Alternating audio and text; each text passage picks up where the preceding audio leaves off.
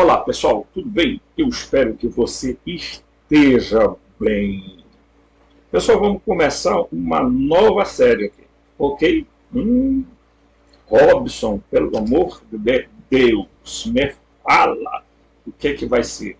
Nós vamos falar sobre, o nome da série é Humanos, a Guerra das Raças. Nós vamos falar sobre várias coisas. Talvez não tenha saído a voz aí bacana, mas é porque o microfone estava longe. Tá? Bote fé no velhinho, que o velhinho é demais. Bote fé no velhinho, ele sabe o que faz. Tá? Então, você é bem-vindo a esse canal, ok? Se você está chegando agora, não conhece o canal, se inscreva no canal, toque o sininho de notificação, tá? Deixe seu like e depois faça o seguinte, compartilhe os vídeos, e aí, comente, divulgue, e se você quiser ser um parceiro do canal ajudando financeiramente, isso aí depende do seu coração, sua vida, você pode fazê-lo pelo Pix robsonrmt@gmail.com. Vou repetir porque tem um ponto, tá? robson.rmt@gmail.com. robson.rmt@gmail.com. Tem logo no início do vídeo, a capa, né, do vídeo chamado thumbnail, ok? E aí você pode ajudar financeiramente, porque esse canal ainda não é monetizado, nem sei como será, nem sei de nada disso, gente. Eu não me preocupo muito com esses aspectos, tá? Eu me preocupo mais que às vezes nós precisamos ter muita solidariedade entre as pessoas, né? Acho que um dos instrumentos que a gente sabe que a gente tem a centelha divina em nós é a gente descobrir que nós somos os humanos, tá? Os humanos são aqueles que são a protossíntese, tá? Do cosmos. Se aqui você pode me entender, ok? Muito bem. Então, olha, nessa primeira aula, nós vamos entender algumas coisas, tá? Primeiro, você vai entender que os Anunnakis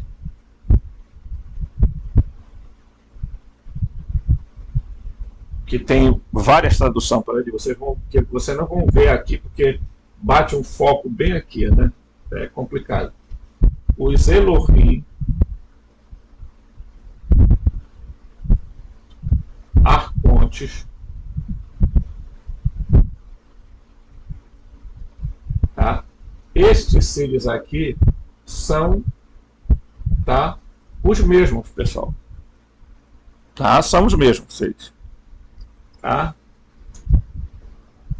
Alguns tentam dizer que os arcontes são outros seres diferentes desse aqui. Mas só que eles não entendem que não há essa separação. Por quê? Porque quando você estuda, tá? Vamos lá. Hoje, os estudiosos já sabem que os Elohim nada mais são do que os próprios Anunnaki com o nome mudado. Ora, se os Elohim da Bíblia são os Anunnaki, ok? Elohim da Bíblia são os Anunnaki, e os Anunnaki são os Elohim, então os arcontes são os Elohim. Por quê? Porque os gnósticos, tá, vão falar a respeito do Deus do Antigo Testamento, que é um Elohim, que é o Javé, tá? Certo? Ligando ele ao Enlil e, por conseguinte, ligando ele ao Demiurgo. Mas eu não creio assim. Bem, isso aí é um problema de cada um. O Robson Macias, tá? Robson tá, Macias? Eu,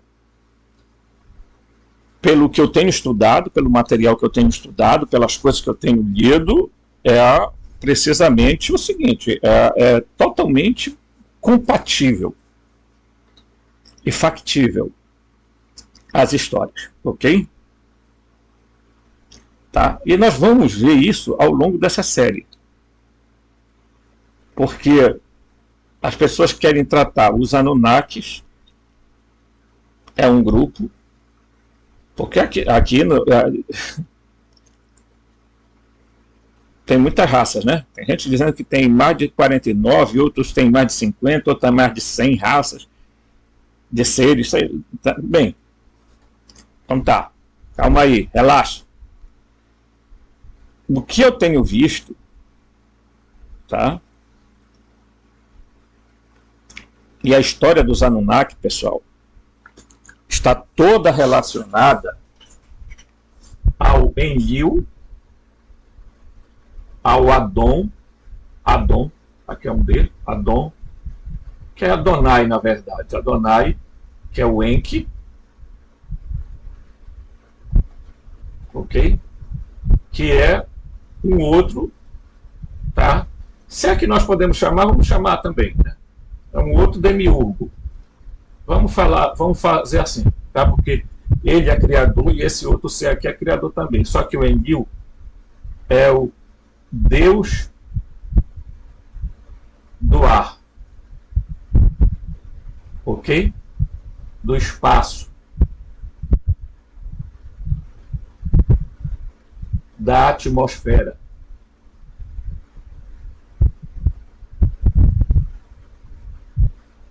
Ok? E o Enki é o Deus da água.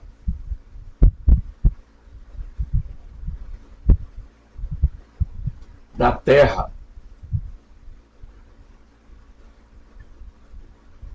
Tá? É o Deus da terra e é o Deus do submundo. Ok? Então você vê que toda a história dos Anunnaki se desenvolve em torno desses dois epitetos aqui, porque não é nome próprio, pessoal. Tá? Não é nome próprio. Aí tem um pontinho em Liu. Tem um pontinho aqui. Porque Liu é ar e Ki é terra. Tá? Então é preciso a gente tomar cuidado, porque não é seu Enlil e seu Enki. O nome designa uma função. E nós vamos ver nesse estudo que o nome de Enlil vai ser citado de outra forma. Ok? Então, essa série, nós vamos aprender muitas coisas. Algumas eu vou dizer que concordo e outras eu direi não é por aí o caminho. Tá? Mas vocês vão saber o quanto é importante para os gnósticos saberem quem são essas figuras. Não é importante saber quem são, mas o que são. Tá? Essa é a indagação que a gente deve se fazer. O que são esses seres? O que são estes seres? Ok? O que são estes seres? Uma pergunta. Uma indagação. O que são estes seres? O que são estes seres? Não é quem são. Não. É o que são. Qual a essência, a substância deles? Tá? Porque aí, pessoal, nós temos que tentar entrar dentro de uma lógica que muita gente não atenta para isso. Tá? E tentar encontrar explicações lógicas. Porque essa história de Anunnaki é meio... Né? Eu tenho uma nítida impressão que os sumérios, claro, divinizaram esses seres por desconhecimento mesmo, pessoal. Como é que você acha que um helicóptero há 10 anos atrás, 1000 anos, 2000 anos, 15, vamos botar aí 40 mil anos atrás, um helicóptero descendo numa coisa, para eles era um deus. Você está me entendendo? Tecnologia para eles sempre que eles eram um deus. Agora, resta perguntar de onde também esses seres vieram. Então, a segunda pergunta que a gente tem que fazer,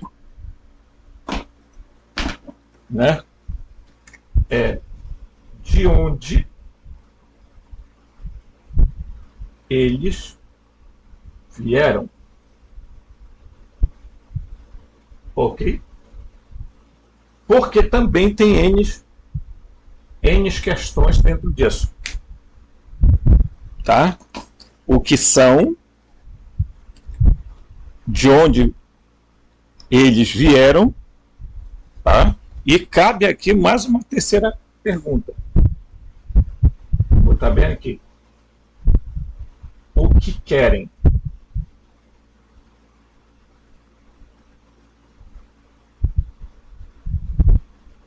Ok? O que eles querem? O que são esses seres, bem aqui atrás, ó, tá? De onde eles vieram e o que eles querem. Tá? Então, caberia aqui N perguntas. Qual a relação deles com as primeiras civilizações? Oi? Acorda aí. Um gnóstico não dorme. Um gnóstico fica ligado, por quê? Porque a centelha divina dentro dele arde como fogo. O fogo que queima, plasmático. Sente força. Tá? Então é isso que a gente vai ver. Tá? Eu tenho minhas próprias concepções, não estou dizendo que são as verdadeiras, mas eu tenho algumas ideias a respeito desses seres. Sinceramente, pessoal. Tá? Acho que quando você vai analisar a história dos Anunnaki, dos Elohim, você vai encostar na cosmologia, na teogonia. Você não tem como. Na cosmogonia, você não tem como, não tem como não encostar nisso. Tá? E eu acho que aí é que é o grande problema, porque é por isso o medo que eles têm de que nós estejamos falando do mesmo seres e que, portanto, né, apesar de alguns escritores dizerem que os Anunnaki eram uma coisa, os Elohim eram outra, os Arcontes é outra, eu não acho. Não acho. Até pela ligação que a gente já fez aqui agora em pouco. Nós estamos falando dos mesmos seres, no entanto, esses seres se originaram de algum lugar. De algum lugar eles vieram. Minha gente. Aí tem muitas teorias, tá, sobre isso. Tem as teorias que o Jean Valjean desenvolve. Até certa parte eu concordo muito com algumas coisas dele, né? Mas não posso deixar de ver as teorias do John Lambilage, David Icke, Mauro Blegrino, Paul Wallis e tantos outros que resolveram fazer pesquisas e tentar encontrar, de fato, uma conotação, né? Se não uma explicação, mas pelo menos um entendimento do que é que seja isso aí. Tá? Então, é isso que a gente vai fazer aqui agora, ok? Então segure aí na cadeira, pegue a pipoca, tal, um pouquinho de suco, não tome refrigerante, tá? Muito bem. O Zacarias Sitchin, Zacarias, né? Que tem gente que pronuncia assim, eu pronuncio do jeito que dá. O Zacarias Sitchin diz o seguinte: no contexto, olha o que ele está falando, está até grifado aqui. No contexto, Javé da Bíblia indica Enlil. Então, o Zacarias Sitchin está falando isso. Tá bem aqui, ó. Olha bem aqui, ó. Sitchin diz. Tá? Então, o que é que ele diz? Nesse contexto, Yahvé, tá, da Bíblia indica Elim. Em outros contextos, Yahvé da Bíblia designa o Ninurta. Designa também o Marduk, o Haddad, tá? Marduk, Haddad. Yahvé pode aludir a um deus dos nibiranos, tá? Importado do planeta natal Nibiru. Alguns lugares da Bíblia, Yahvé até designa Enki, como quando Enki sugeriu a criação dos terráqueos híbridos. Então, o que ele está dizendo? O que você está entendendo aqui? Porque você vai entender o seguinte: quando você pega a Bíblia, tá? Você pega a Bíblia, você vai ver que a Bíblia, gente, foi escrita, tá? Foi escrita, diremos assim, a muitas mãos, tá? Então, quando você recorre à Bíblia, tá? Muitos escritores, então teve muitos escritores. Essa ideia de que quem escreveu o Pentateuco foi Moisés é mentira, isso aí, tá? Desculpa. Tá? Muitos escritores, tá? Então, portanto, havia muitas tradições. Ok? Sendo que os hebreus não eram, ok, um grupo homogêneo, ok?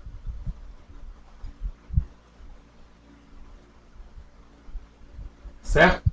Eles não eram um grupo homogêneo. Eles eram um grupo muito diversificado. Então, portanto, na hora de escrever a Bíblia, pelo menos 3 tradições aparecem, tá? 3 tradições aparecem, chega a ser 4 até, né? Segundo alguns. Então, existe a tradição javista, tá? Vou botar aqui. A tradição eloísta, a tradição deuteronomista e a tradição sacerdotal.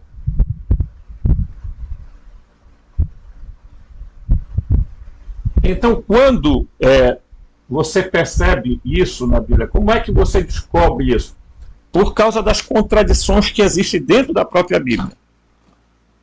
Então, hoje, os estudiosos sérios, acadêmicos, não é negócio de esoterismo, não é negócio de cabalá, não é negócio de não sei o quê, papapá, pipipi, papapá, não. São estudos sérios, acadêmicos. Tem um livro chamado A História Começa na Suméria, né? Esse escritor, ele vai à origem de Yahvé, por exemplo, né? São vários livros que vão dar conta de como é que surgiu esse personagem, que, meus amigos, ele é mais oculto do que você encontrar uma agulha com uma luz apagada, tá? No meio de um palheiro. Certo? Então é por isso que o Zacarias 5 está dizendo que Yahvé parece uma mistura de deuses. Então a primeira coisa que a gente observa é Yahvé é uma mistura de deuses que eles tentaram ocultar. Então eles pegaram o que mais ou menos, o que dá-se para a gente entender? É como se eles pegassem aqui, botassem aqui, tá? Olha, Yahvé está aqui, ok? O Iod Revavirri. Aí eles pegaram esse personagem aqui e jogaram para cá que ele era o El, jogaram para cá que ele era El Elyon, tá? Aí jogaram para cá traços do próprio Baal, ok? Nele. Jogaram para cá que ele era o El Shaddai, ok? Então eles foram pegando, ok? Vários deuses e foram jogando para cá. É isso que os gnósticos depois vão identificar. Por que os gnósticos vão chamar ele de demiurgo? Tá? Por causa, exatamente, porque eles perceberam que ele não era Deus e não podia ser Deus.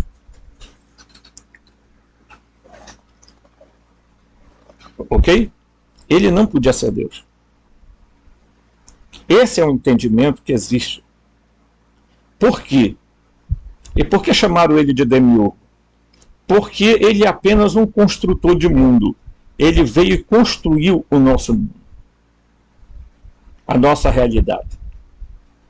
E por que eles abandonaram a terra após a destruição de Sodoma e Gomorra?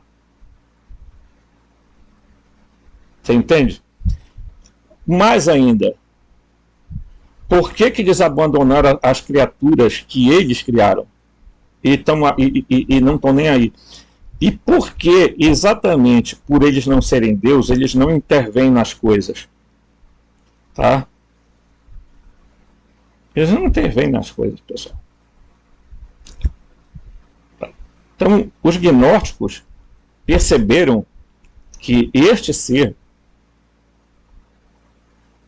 tá, que é o Enlil, que é aquele que mais se sobressaiu, que eles, na Bíblia, eles sufocaram a figura do Enki, dando conotação negativa ao Enki e colocando qualidades ao Enlil. E aí o Enlil pode ser, o Sente que está dizendo aí, pode ser tanto o Enlil, como pode ser em determinado momento o Ninurta, o Marduk, o Haddad, tá? Por quê? Porque Javé é uma construção que eles criaram de um tal nome sagrado que não consegue, ninguém sabe o que é, o Yod, Re, Vav, Re, já inventaram de tudo sobre essas letras, né? Então eles traduzem por Javé, Jeová, Iarro, Yahuá, mas enfim, já colocaram tudo quanto foi coisa nessas letras. Ok? Sendo que esse ser que apareceu a Moisés, provavelmente, segundo os escritos de Paul Hales, fugindo do Éden, Ecos do Éden, ele diz, pode ser um dragão. Por quê? Por causa da pronúncia. Até porque, pessoal, na época em que esses fatos aconteceram, não se falava o hebraico moderno. Então vocês vão descobrir que existiu, durante a história, o paleo-hebraico, o proto-hebraico. E aí, se as pessoas não sabem o que né, é preciso entender um pouco de filologia para poder encaixar as coisas, e é isso que muita gente não quer fazer. Tá? Ela sai por aí destilando determinadas ideias que... Né, ok? Então Javé, diz aqui o escritor, assim como Satanás e Lúcifer, é um arquétipo, mas o Deus zeloso que fez dos hebreus seu povo escolhido é mais do que provavelmente Namur, o Enlil. Então o escritor concorda que o Javé nada mais é do que o Enlil, que tem o nome de Namur. Tá? Tem o nome de Namur, certo? Ok? Então eu vou aqui e eu vou pegar aqui uma cor bem mais bacana. Então a gente já sabe, então, portanto, tá, que Javé, esse ser aqui, o Yod He Vav He, provavelmente seja Namur Enlil. Ora, se Javé é Namur o Enlil, então ele consequentemente é o Ial da Baote. Ok? Então, vou apagar, né? Vou apagar, porque isso é importante a gente entender. Então, vamos lá. Né? Vamos lá. Então, Namur, né? Portanto, Namur, 2 M, que é o Enlil, é provavelmente o mesmo Yod He Vav He. Ok? Sendo assim, este ser aqui tem características de ser o Ial da Baote.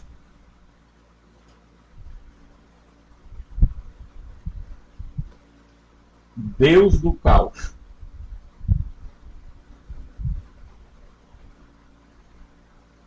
Tá?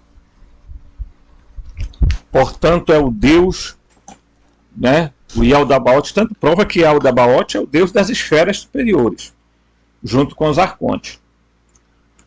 Ok? Então nós estamos vendo aí, né? Olha, você verá que é simples como, tá? Se Namur, que é Enlil, é o Yod He Vav He, por consequência ele é o Ial da Baote, o Deus do caos. Ponto. Assim como ele é chamado também de Samael e Saclas pelos gnósticos. Então não existe essa história de que não há ligação nenhuma. Sim, meu querido, bases para ligação. É só você estudar. Agora, se você ficar eu cuido das tabuletas da Suméria, problema seu. Mas aqui a gente pega a Bíblia, pega a tabuleira de Suméria, pega escrito de Qumran, pega o de Nag Hammadi, pega os escritos ugaríticos, e aí a gente vai dissecando a coisa. Não pensa que a gente vem para cá, mete a cara aqui, olha, eu vim trazer uma teoria para você. Não. Eu tenho minhas próprias concepções. Mas muitas vezes eu, lendo, eu começo a fazer a análise das coisas. Tá? E é evidente que as pessoas que escreveram seus artigos são muito mais pesquisadores do que eu. Tá?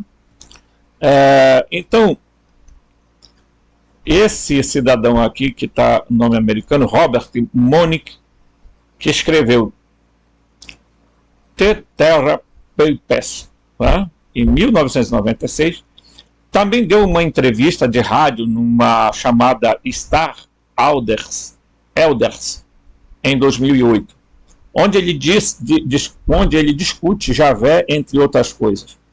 Ele disse que Lord Namur, o Senhor Namur, o Enlil, era Javé de temperamento explosivo, e o Javé mais suave, ambos descritos na Bíblia, era como uma divindade, né?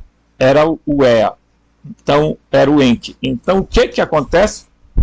Olha aí, mais uma revelação que você vai descobrir nesse canal, tá?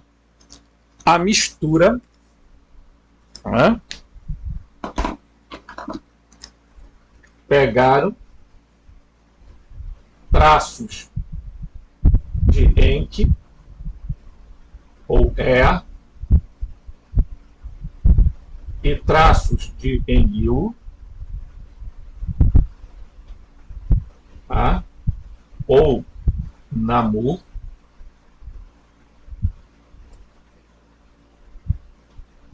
pegaram esses traços aqui, pegaram esses dois seres diferentes e formaram um único só, que é o Javé. Vocês estão me entendendo? Ocultaram, pegaram a personalidade desse e jogaram nesse.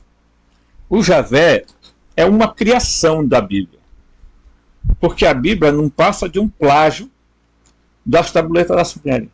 Esse é o grande medo que as religiões têm, pessoal. Tá? E esse é o grande medo.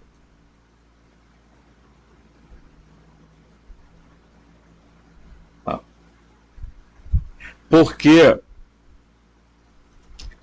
quando você pega a Bíblia e vê o nome, tá? Aí você vê o nome Elohim, por exemplo. Há quem traduza por poderosos. Outros traduzem por iluminados.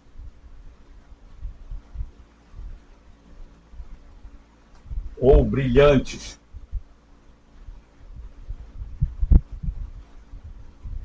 Aqui, ó. Tá? Então, os Elohim são nada mais, nada menos, não é um outro Deus.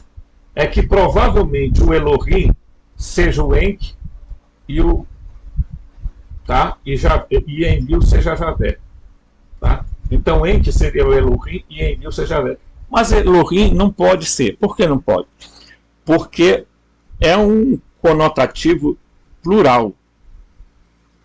Poderosos, iluminados, brilhantes, e, portanto, não é um nome singular. Ok? E nós sabemos hoje que realmente haviam tantos seres na Terra que eles não sabiam, pessoal, distinguirem. Tanto é verdade que lá na Mesopotâmia, lá no Egito, tinha quem? O Ra, que hoje os estudiosos dizem que é Marduk. Tá? E o Ra era o deus do sol. Tá? Certo? Então a gente vai destrinchando e vai percebendo com sutilezas que foram, o que foi se fazendo? Se foi ocultando determinadas divindades e foi se exaltando uma outra, até eles chegarem à monolatria. A monolatria de Israel, tá, foi estabelecida logo depois do cativeiro da Babilônia. Então, a Bíblia foi escrita, grande parte, o Pentateuco, no cativeiro. Portanto, eles ouviam histórias.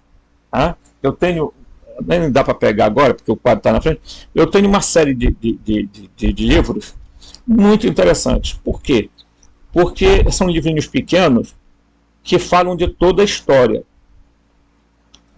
da formação da Bíblia. Ok? Então, são pesquisas, não são coisas de alguém que sentou e achou que era assim. Tá? Então, nós vamos fundo nessa série. Tá? Então, ele diz que tá,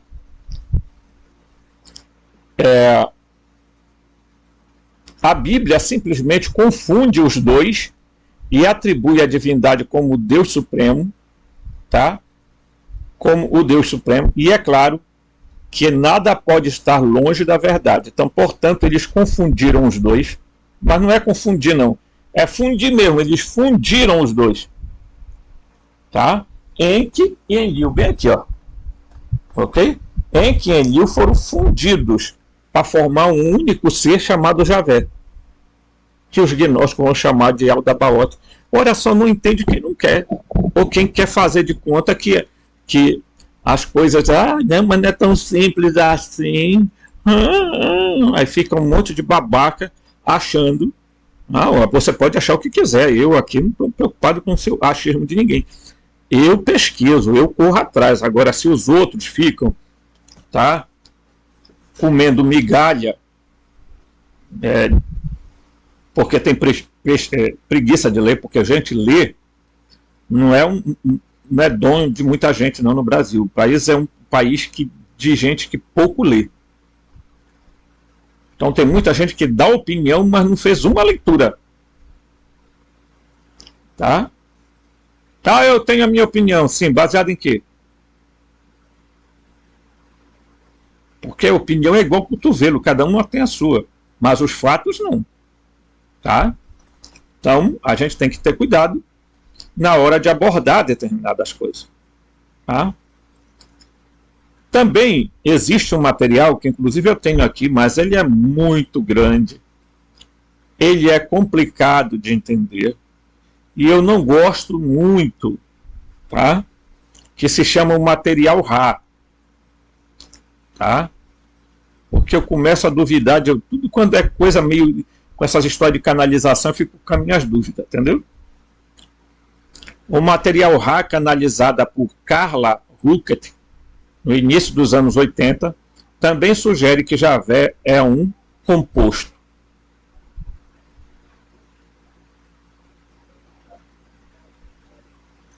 Ok? Javé é um composto. Um composto de vários seres. Então, vamos lá. Então, ele é uma composição de Enki com Enlil. Só que você pode, na Bíblia, separar quem é quem. Sabe por quê? Porque quando você vê palavras de bondade, de olha e assim e tal, você pode atribuir a Enki. Porque o Enlil não é. Por exemplo, o Enlil decidiu que ele queria destruir a terra com o dilúvio. Tá? Aí o texto diz assim, e Deus se arrependeu, né, do que queria, né, tal, e muda de ideia. Aí, de repente, ele quer destruir a humanidade para recomeçar. Eles são assim. Tá? Eles destroem, aí diz assim, bem, agora vamos começar de novo. Aí o que ele faz? Ele diz, eu vou destruir o mundo. Tá? Você pega... É muito fácil de perceber isso. Tá? Quando você pega o Gênesis, por exemplo, no capítulo 6, você vê exatamente essa expressão aqui. Tá? Quando o ser humano começou a multiplicar a superfície do solo, nasceram-lhe filhas.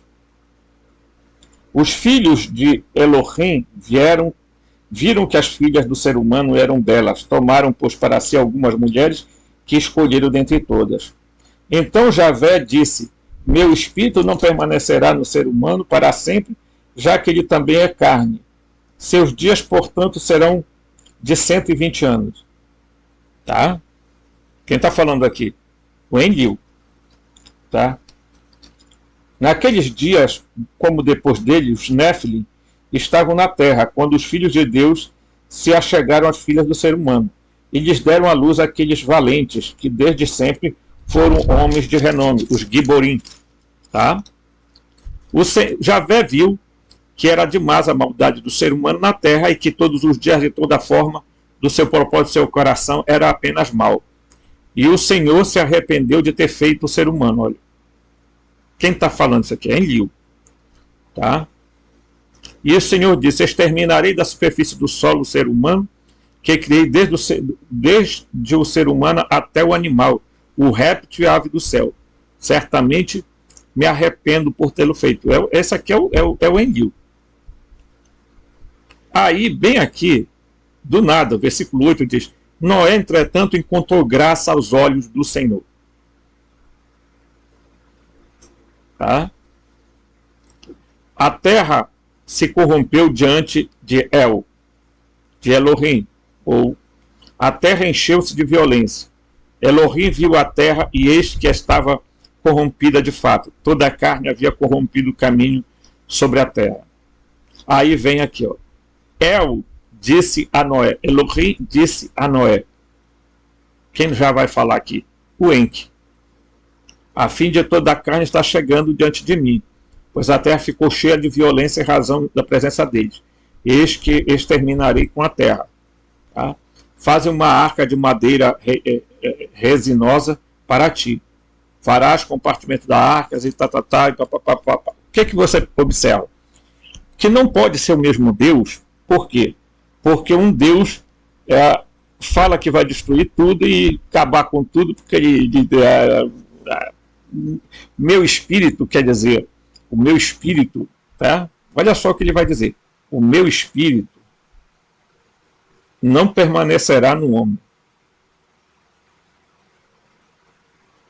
Você está entendendo? Por que os gnósticos falavam que foi no momento que ele soprou para dentro do homem que adentrou o espírito? Então ele achava o seguinte: meu espírito, meu ruach, não vai ficar permanentemente com o homem. Então o homem vai ter só 120 anos. Como é que ele poderia estabelecer os anos de vida de um ser humano se ele não mexesse no DNA humano? Ok? Você está entendendo? Está entendendo? Está entendendo? Tá muito bem. Se você entendeu, o outro personagem aparece e a tableta suméria mostra que quem foi falar a Zilzuda, que é o Noé da Bíblia, que era para construir a arca, foi o Enki. Mas o Enki tinha um certo pânico do Enlil, porque o Enlil foi colocado no comando. O Enki, não. Ele não era o comandante aqui da Terra. Quem era comandante, quem era o guerreiro, o militar, era o Enlil, enquanto que o Enki era médico, era um sábio, tanto que o símbolo dele é a serpente. Tá? E aí você vai descobrir que por que sociedades secretas descobriram isso e começaram a ocultar da humanidade, porque ia ser uma crise se eles dissessem que esse Deus da Bíblia aí não existe, de fato. Tá? Só que o Javé, o Enlil, é o Yaldabaoth, é o chefe, no comando. As tabuletas da Suméria mostram isso. O Enki não. O Enki era médico, era geneticista, juntamente com a sua irmã, né, meia-irmã. Né? E eles que vão começar o processo de criação. O Enlil não vai gostar. Se você ler os livros do Zacarias Sitchin, né, Crônicas da Terra, você vai entender perfeitamente. Claro que, deixa eu dizer para vocês aqui uma coisa. O Zacarias Sitchin, ele não disse tudo, e nem poderia. Ele não traduziu todas as tabuletas da Suméria. Tá? Tem um outro escritor, tá, que fez uma leitura diferente certo? Uma leitura diferente do Sitchin. Inclusive por quê? Porque ele traduz a palavra Nibiru com lugares altos, terras altas, indicando que esses seres vieram de outras terras e não de outro planeta chamado Nibiru. E ele faz inclusive, no site dele tem uma tradução do Gênesis completamente diferente daquilo que a gente entende originalmente. Tá? Então isso é importante para a gente entender. Porque todo mundo só centraliza as coisas no Zacarias Sitchin. Não, gente, houve outras pessoas que escreveram sobre isso e que têm quase que certeza de que, inclusive, o próprio nome desses seres é diferente. Uns chamam de Anunas, outros chamam de Ananage e outros chamam de Anunnaki. São o mesmo, para você ver que os tradutores divergem nessa questão. O Christian O'Brien, que traduziu também algumas coisas das tabuletas da Suméria, que depois, pessoal, começaram a barrar esse negócio da tradução da tabuleta. Tá? Não se traduziu todas, são muitas. Aí você pega o Enum Elish e é a narrativa do dilúvio. E aí você vai vendo que há similaridade. É que a Bíblia, pessoal, não é um livro sagrado. Nunca foi. Ela é um livro de história. Transformar a Bíblia num livro sagrado para estabelecer a ditadura de um Deus. Qual Deus? O Javé, o Enlil. O Enlil, ele, pessoal, ele controla todas as densidades acima da Terra. Tá? Todas. Ok? Então você pega aquela imagem que eu sempre mostro para vocês. Essa imagem bem aqui, eu vou até mostrá-la aqui. Ó, aqui. Você vai ver, ó, que ele é ele vai ser chamado pelos gnósticos de Aldabaoth, exatamente porque ele controla tudo que está acima, juntamente com o seu grupo, tá? Que os gnósticos deram o nome desses arcontes, exatamente o nome, tá, dos seres. Por que Caim e Abel estão aqui? Abel é da Lua e Caim é de Mercúrio. Porque os gnósticos diziam que Abel e Caim eram filho de quem? De Aldabaoth, não de coisa. O único filho de Adão e Eva foi Sete. E Sete não está aqui, ó. Tá? Deixa eu botar algumas coisas aqui. Coisa joadinha. Tá? Então, Sete não está aqui. E se vocês observarem os nomes dos arcontes, são todos nomes dos deuses bíblicos. Adonai, Sabaoth, Iabel, Kalila, Umbre, Armas, que é Hermes, Atote, que é Tote, do Egito. Tá? Então você vai ver, ó, aqui é Iabel, aqui é Iobel, aqui é um deus do éter, outro deus do ar, deus do fogo. O outro é o deus do ar, né? Arnoupiel. O outro é o deus da água, que é o Melqueir Adonem. E o deus da terra é Belias. Tá? E você vê que bem aqui na palavra Ear, que é em inglês, tem o nome do doente, ó. Ear. Ok? Então é preciso a gente entender por que os gnósticos chamaram estes seres de arcontes, chamados governantes. Presta atenção que a palavra arconte quer dizer governante. E chamaram ele de demiurgo, quer dizer Deus menor. Ok? Tá? Então aí você vai começando a entender que a coisa não é uma Robson, mas isso daí não pode,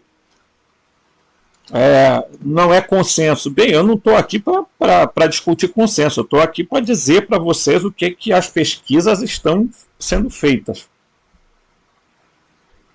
Tá? E aí é claro que há um medo da religião de se descobrir a verdade sobre esses seres. Por quê? Porque vai abaixo tudo quanto é crença, meu irmão. Você já imaginou os crentes do mundo inteiro que vivem aí adorando o Yaldabaoth, o Demiurgo, o Enlil, o Javé, descobrir que esse ser é um ser supra-humano ou não humano? Uma coisa a gente sabe, esses seres, eles hibernam, esses seres transmutam, fazem mutações de corpos, tá? Eles têm capacidades de fazerem isso por causa da tecnologia que ele tem, não dos poderes que ele tem. Tanto é verdade que eu contei Ontem, né, eu falei aqui da história de Moisés. Deixa-me ver a tua Gabode. Gabode é glória. Deixa-me ver a tua glória, uma tradução que é completamente equivocada. Porque a palavra em hebraico é Gavod, e em grego é doxa. Tá?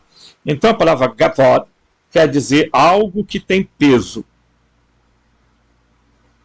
Não tem nada a ver com glória no sentido de brilho, de presença de Deus, que a igreja fica clamando que a glória do Senhor está neste lugar. Mas, meu irmão, se a glória entrar dentro de uma igreja, vocês sairão todos chamuscados, mortos. Porque o próprio Javé disse isso a Moisés. Ninguém pode ver a minha Gavode e continuar vivo. Então ele diz assim, olha, se ele fosse um Deus onipotente, ele dizia, pode ficar tranquilo que eu vou te proteger aí e eu vou passar, e tu vai ver a glória, tu vai ver a Gavode. Aí, pá, né? Não. Ele disse para Moisés, olha, entra, te põe no meio da fenda da montanha, quer dizer, ele se colocou numa fenda e ficou olhando por uma frecha, entendeu? E quando eu passar com a minha Gavode, eu colocarei a minha mão, para que tu vejas pela costa, porque que nenhum homem pode me ver e ficar vivo. Não é porque o homem morre, porque o cara morre de susto, caramba. O cara morre. Por que o cara morre? Porque o cara vê quem é a figura e parece não ser muito bacana, porque os gnósticos vão dizer que ele tem cara de leão, corpo de serpente. Então, na verdade, estão dizendo que ele é um ser disforme, ele não tem forma humana. Pelo menos não dessa imagem aqui. Você já pensou? Aí ele disse para Moisés, então eu vou colocar a minha mão na tua frente e vou passar. E tu me vê pela costa, mas pela frente tu não vai ver. Por quê? Medo. Medo de se revelar. Então basta uma leitura. Poxa, gente. E a gente percebe que é uma zero dali. E que a glória é uma nave, é um equipamento que servia de transporte para eles. Então, na hora, ele disse, tu não pode ver. E mesmo assim, mesmo com a mão cobrindo o rosto de Moisés, Moisés desce da montanha com o rosto todo chamuscado, tá? Tiveram que cobrir a cabeça dele, e o apóstolo Paulo vai até contar essa história e vai falar, porque o apóstolo Paulo, gente, se vocês não sabem, ele não era agnóstico, mas com certeza ele tinha ideias farisaicas. Sabe por quê? Porque ele era do partido dos fariseus. E por algum motivo Paulo foi colocado no meio dessa história. Há uma suposta ideia de que Roma contratou Paulo, porque ele era cidadão romano, tanto que o nome dele em hebraico é Saulo, mas o nome latino é Paulus. Tá? Então ele foi colocado no meio dos cristãos para tentar criar uma outra imagem.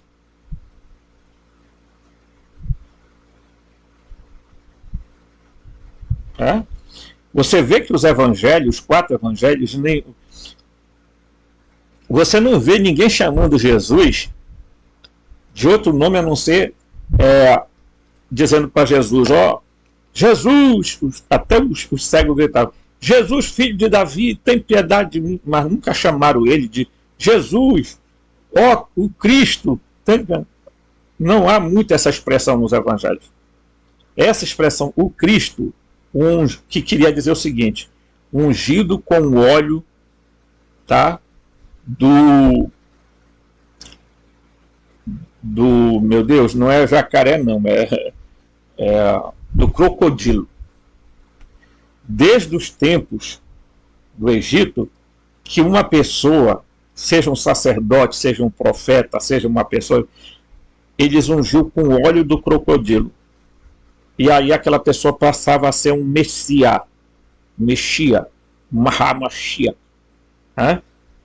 o Christos, ok? A pessoa recebia aquela missão. Então, o Cristo não é um sobrenome. Se você fosse chamar Jesus de alguma coisa, você chamaria Jesus Benei ou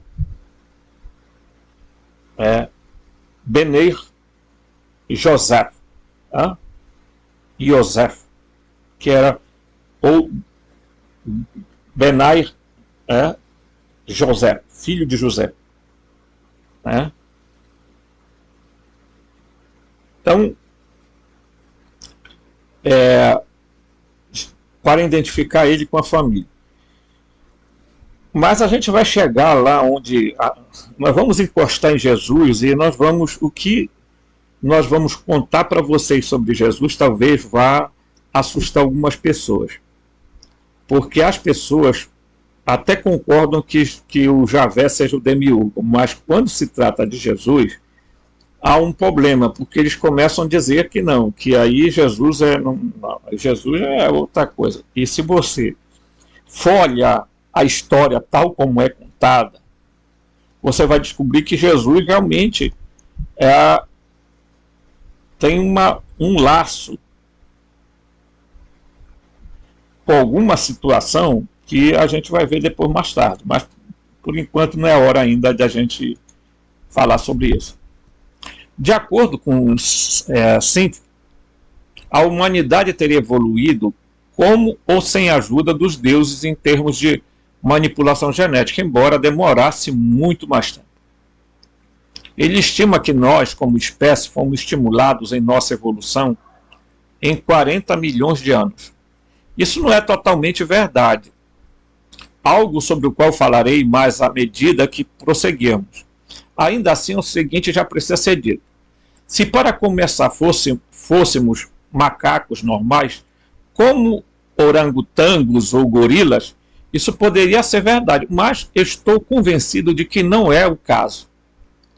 O que Cynthia não sabia era que os homens macacos que os geneticistas Anunnaki sequestraram e nos quais começaram a trabalhar eram parte mais importante da biblioteca viva.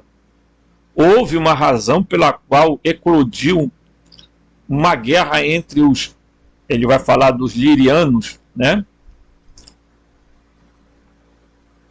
que estão na constelação de Lira, tá? E os Anunnaki, que aí ele já vai, vocês vão entender que ele, nesse texto aqui, que ele vai colocar os seres, tá? Vai diferenciar os lirianos dos Anunnaki, tá? Aí depois eu vou dar minha opinião pessoal sobre isso e dizer para vocês o que eu penso, tá? Claro que eu não vou dizer tudo agora nesse vídeo, mas nos próximos a gente vai dissecando, tá? Os lirianos, estavam pegando sua parte mais preciosa da biblioteca viva, as 12 fitas de DNA humano em andamento. Desativaram sua parte mais preciosa da biblioteca viva, as 12 fitas do DNA humano, tá? As 10 fitas, tá? Que se chama DNA lixo. Desativaram. E trabalharam com 2 fitas restantes, que eventualmente se tornaram o Homo sapiens sapiens, tá? Certo? Não havia como os Anunnaki trabalharem com seres que possuíam 12 hélices de DNA. Eles teriam sido muito inteligentes e perspicazes. Por outro lado, o homem macaco normal era estúpido demais para trabalhar com ele. Então era mais fácil para seus cientistas cortar do que adicionar. Eu realmente acredito, e a minha pesquisa irá mostrar, que a parte das traduções de Cynthia, que nos diz que Ea e sua equipe estavam a trabalhar em animais símios de segunda densidade, é desinformação. Tá? Não acredito que Cynthia nos tenha enganado conscientemente, mas os Anunnaki o fizeram apagando e alterando registros. Então, o que ele está dizendo aqui? Que os Anunnaki, espertamente, foram lá e ocultaram alguma coisa das tabuletas.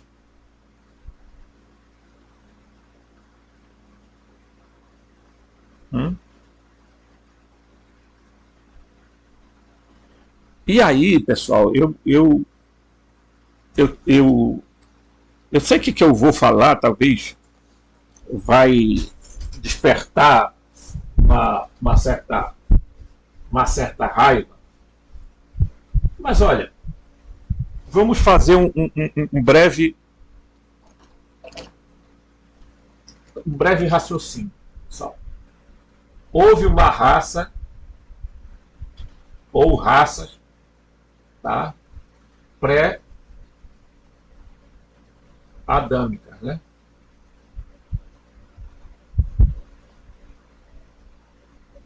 É aqui que está o X, tá? É aqui que eu quero dizer, pessoal. Em algum momento da história, se é que existiu a raça polar dita pela então Helena Blavatsky, que até hoje não foi provado, os hiperbóreos,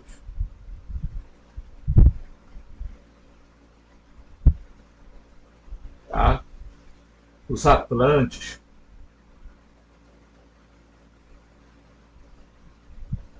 certo? Os lemurianos,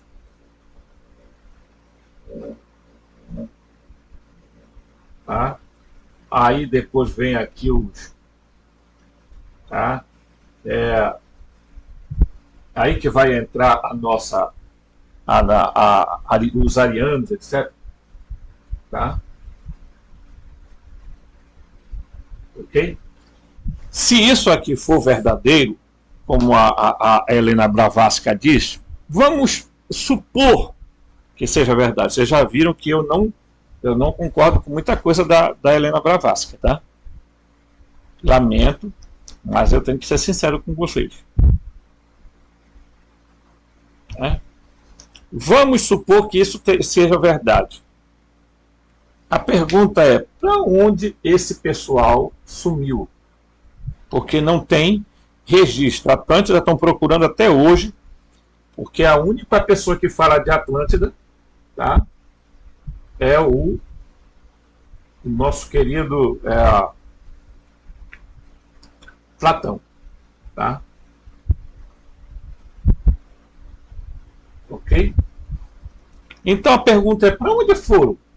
Ou esses aqui evoluíram para isso, isso aqui evoluiu para isso, isso aqui evoluiu para isso, e isso aqui evoluiu para isso. Seria assim?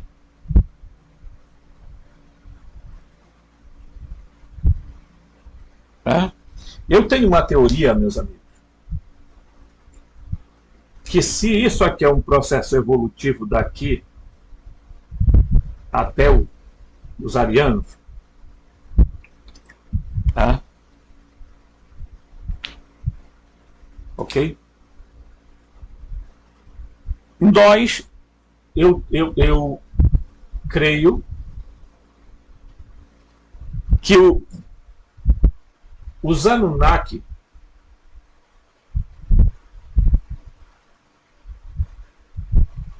não são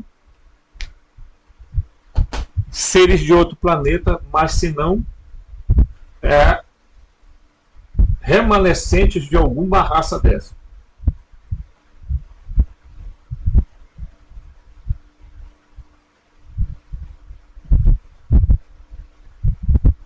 Então são remanescentes de uma raça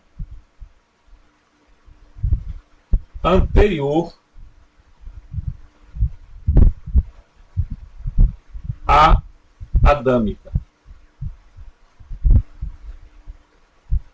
Ok? Aqui que está o X. Então os Anunnaki, os Elohim, os arcontes, não seriam nada mais do que seres que eu vou denominar assim, supra-humanos. Ok? porque tinham poderes diferentes dos humanos. Se eles se originaram, se os Anunnaki são remanescentes, e tudo indica que podem ser, eles resolveram, de alguma forma, então, portanto, não são de nenhum outro planeta, são daqui da Terra, porque todos esse grupo aqui, tá? Todo esse grupo aqui, você vai observar, eles estão aonde? Na Terra. Ok? Só não se sabe aonde. Alguns dizem que a raça polar ou os hiperbóreos estavam lá no continente, no Polo Norte, né? Ok? No Polo Norte. Então, surge a teoria de que provavelmente eles sejam supra-humanos originários daqui. Então, em algum momento, esses seres se transformaram nesses Anunnakis, ou Elohim. Ok? Por quê? Porque não parece que eles tenham vindo do espaço interior. Não tem, gente. Tá? Esses seres aqui são originários possivelmente dessas raças aqui. Ou são uma evolução delas. Ou de todas elas, ou de uma delas. Porque os arianos, aí eu vou separar aqui, porque os arianos já são seres humanos. Aí entra aqui a raça, né? Tanto é que essa seria, né, 1, 2, 3, 4, 5, tá? Aí estaria faltando, na segunda teoria da Blavatsky, 2 raças ainda para, né? E fora isso, ela ainda se coloca divisões nessas raças aqui. Então, se você parar para pensar, esses Anunnaki não seriam descendentes dos hiperbóreos, dos Atlântidos, dos Lemurianos? Não poderia ser? Poderia. Tá? Só que eles eram supra-humanos e eram bem diferentes da gente. O que é que acontece? Parece-nos que já havia um processo evolutivo na Terra. Tá? Já havia um ser chamado Homo erectus, Homo habilis, que estava se desenvolvendo em vários lugares do planeta. Até porque o planeta não tinha essa configuração que tem hoje. Tá? E depois nós vamos discutir uma outra situação no próximo vídeo, que aí a gente vai entender. Tá? Então vamos supor que esses seres, na verdade, não tem nada a ver vindo do espaço. Tá? Ok. Estou dizendo, fazendo conjecturas. Prestem atenção nesse estudo. Eu estou tentando fazer você pensar, analisar. Você pode ou não concordar comigo, mas você vai perceber que tem algo que não bate. Tá? É muito simplório a gente chegar e dizer: olha, foram os Anunnaki que criaram os humanos. Você está entendendo? Eu acredito que já havia um processo evolutivo. Já existia humanos na Terra. O gênero Homo já existia.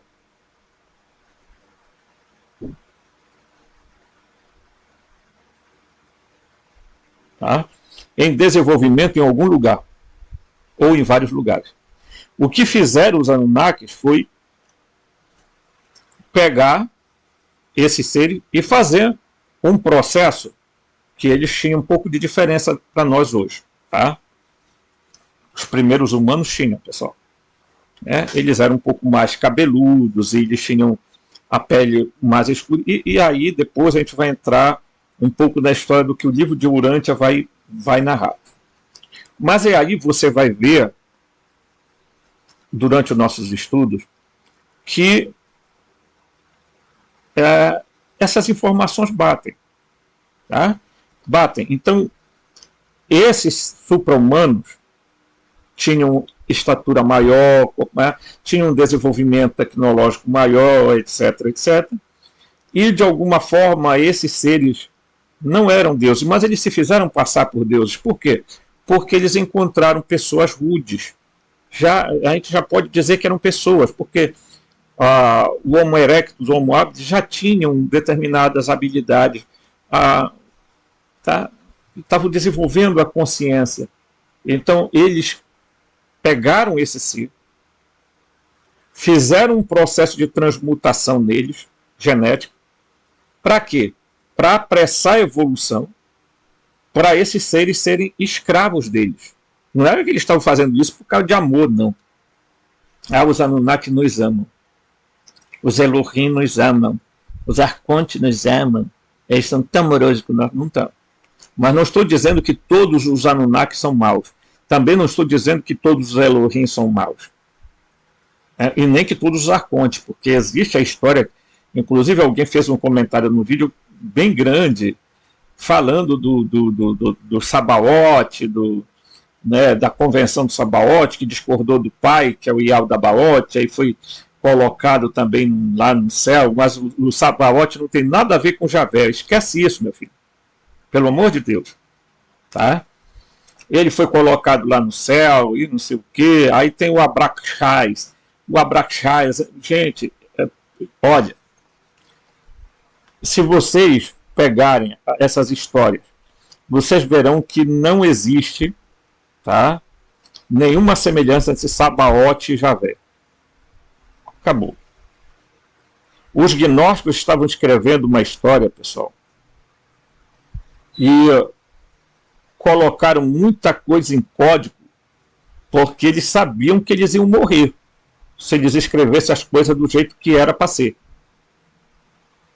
Ok?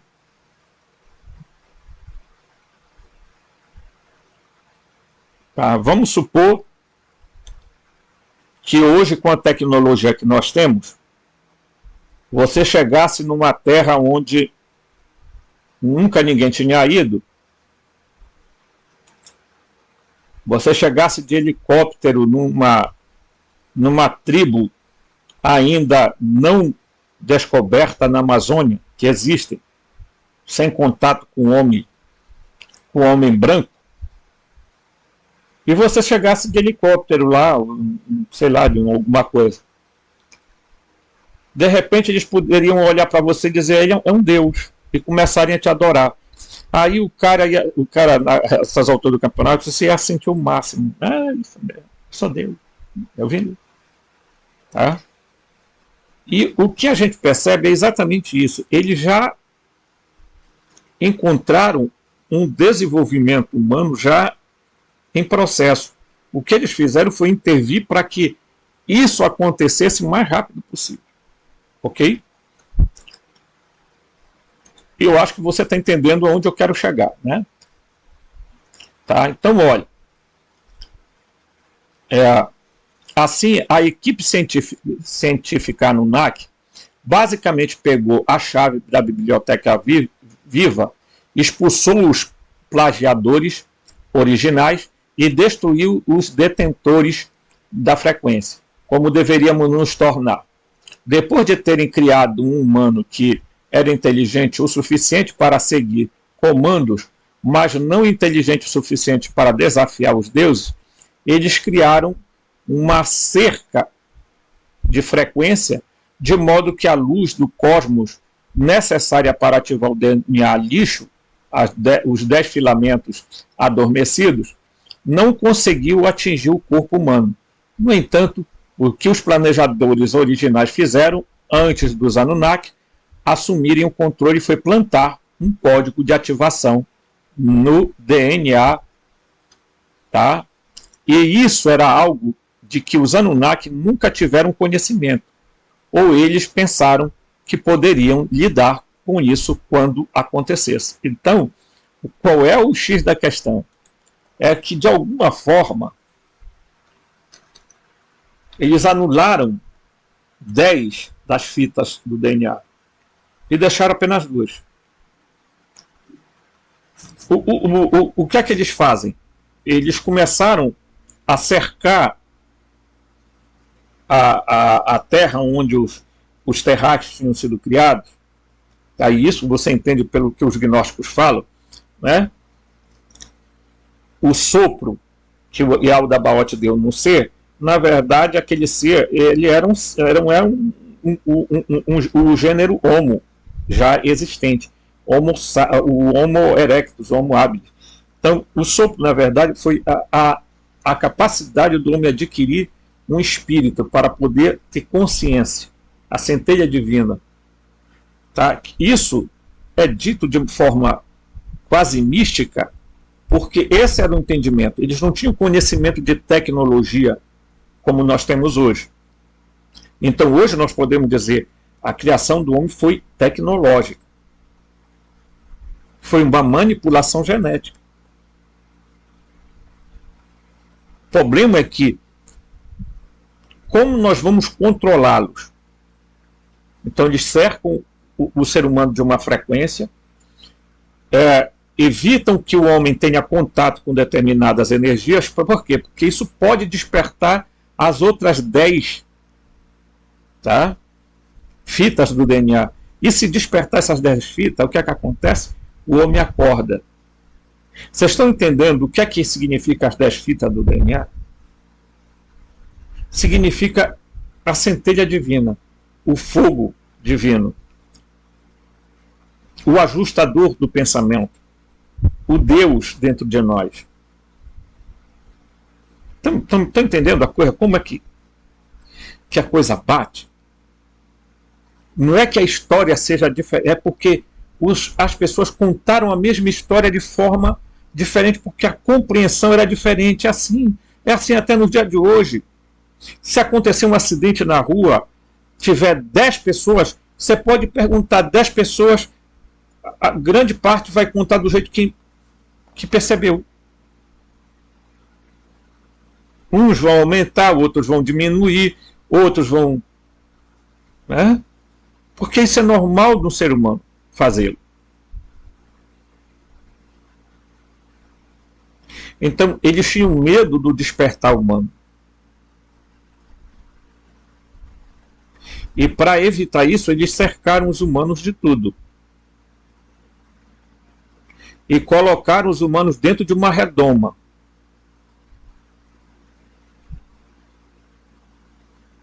Porque o maior medo deles era que a gente fosse como eles. Mas aí nós somos como eles. Conhecedores do bem e do mal. Mas o Yaldabaoth, o Enlil, o Javé, os Elohim, os Anunnaki, os Arcontes, queriam escravos. Eles não queriam gente para disputar com eles.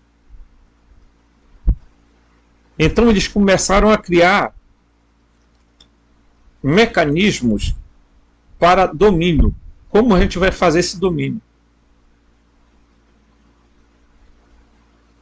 Então nós vamos criar frequências, vibrações, para que eles vivam numa densidade em que eles não possam despertar.